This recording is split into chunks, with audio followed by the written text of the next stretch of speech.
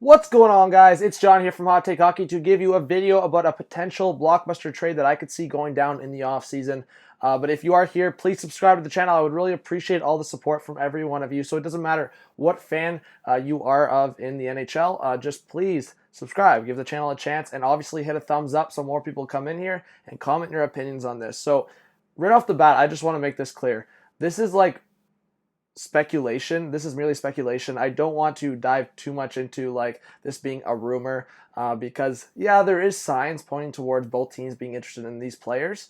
But I do want to make that clear that this is more speculation and me taking a jab at a possible trade that could surface in the offseason. So I'm going to talk about a potential blockbuster trade, Phil Kessel for P.K Subban. So Kessel with the Penguins, he had an unbelievable season in 2017, 2018, and in this season he cooled off. He cooled off quite a bit. He was invisible for most of the season.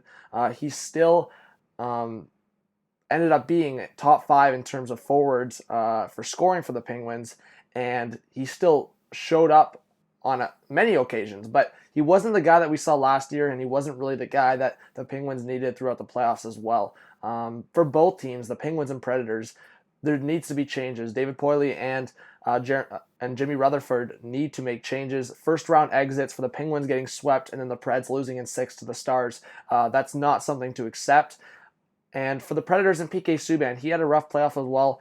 He scored a big goal, of course. He got some points, but in a lower sense, he was a defensive liability, and I think he didn't have a great season as well. I think the Predators, who ended up finishing first in the division, had some up and downs through the season, and I think even looking at their goalie in Pekka Rinne, they're going to have to evaluate that as well. But just in terms of P.K Subban and Phil Kessel, I really do think a deal could go down here. Do I think it could be just 1-for-1? Maybe not. There's some other attributes to this deal that could come forward, but I do want to discuss where I'm also getting this from. So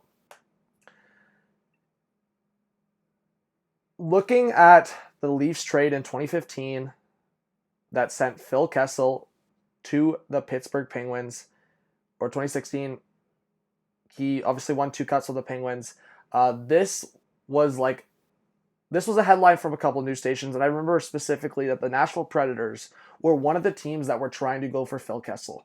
And I just look back and think, could it have happened then? I mean, what was holding it back? But the Penguins came up with, I guess, a better offer. Now I'm wondering, maybe because Kessel, I mean, he would have less value potentially now, but for a guy like P.K Subban, who, I mean, struggled a little bit this year as well, maybe a 1-for-1, but there would have to be other pieces. Even adding to this, Pittsburgh Penguins should be interested in P.K Subban if the Predators are itching to make a bad deal. Well, you don't want to make a bad deal if you're the Nashville Predators from P.K Subban's side of things. But if you're getting a guy like Phil Kessel, is that really a bad deal? So I see where the merit of a 1-for-1 could happen, but I also have to look at the other aspects. If they were hypothetically going to acquire a guy like P.K Subban, that means they would have 3 very decent right-handed defensemen. Obviously, Letang, Subban, and then Justin Schultz. Would they have to move on from Justin Schultz in this deal? Phil Kessel, he signed the deal with the Leafs, and it would be an $8 million cap hit against the team. When the Leafs made that deal, they retained 1.2 for the remaining term of his contract. And looking at these two deals now, this Subban deal, which is 9 against the cap, and Kessel, which is actually 6.8 against the cap. If they were to trade him, it would be 6.8 against the cap of that new team. There obviously is a 2.2 gap for the two players.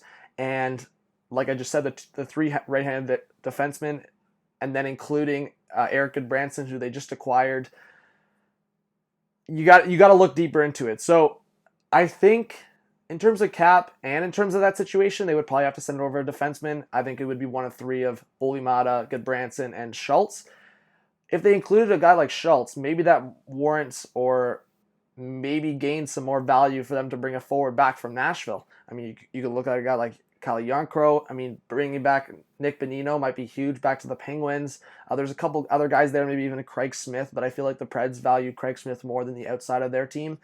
So I just wanted to make this video conversational because obviously there's no hard facts to these trade rumors of either Kessel or Subban.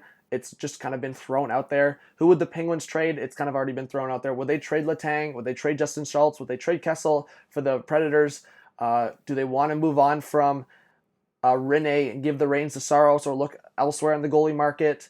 Because right now on paper that duo is really solid. Just Rene didn't have the best of seasons in the playoffs. He struggled. And in terms of scoring, the Preds were throughout the year and in the playoffs one of the worst power play teams, and they only averaged 2 goals per game for the 6 games, which is not good enough. It's not nearly good enough. And I mean, Subban provides the offensive punch from the back end, but I feel like with Yossi, Ekholm, and Ellis, and now Dante Fabro, they have a defense core that will be solid for years to come, as it has been for the past years. And maybe even adding a guy like, I don't know, Branson's not great, but he showed like decent signs with the Penguins over the Canucks, maybe in a better defensive system, well, even a better defensive system with Nashville. Maybe he could be great on that third pair. Oli Mata probably needs to move on from the Penguins. And then maybe Justin Schultz adds the value there. Like I said, his cap is obviously a little higher than a guy like Branson, but the value comes better at Justin Schultz. So I just wanted to throw this out. Definitely let me know in the comments what you guys think. Sometimes I have these feelings about these trades. I think the Predators were interested in Kessel when the Leafs were trading him, and I think they definitely could be interested in him now. And for P.K Subban, you know what? Canadian boy, he could get familiar with the Penguins system. Maybe he does better with a guy like Dumoulin. I really don't know.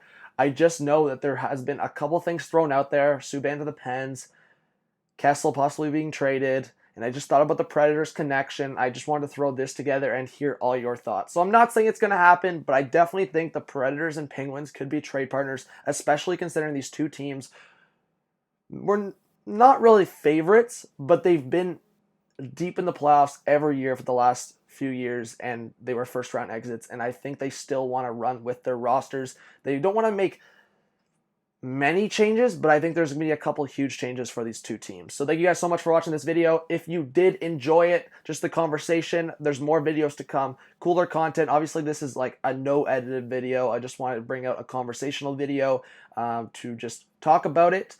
So yeah, subscribe, hit a thumbs up on the video, and comment your thoughts on this idea. Just throwing it out there. This was John from Hot Take Hockey. Have a good one. Peace out.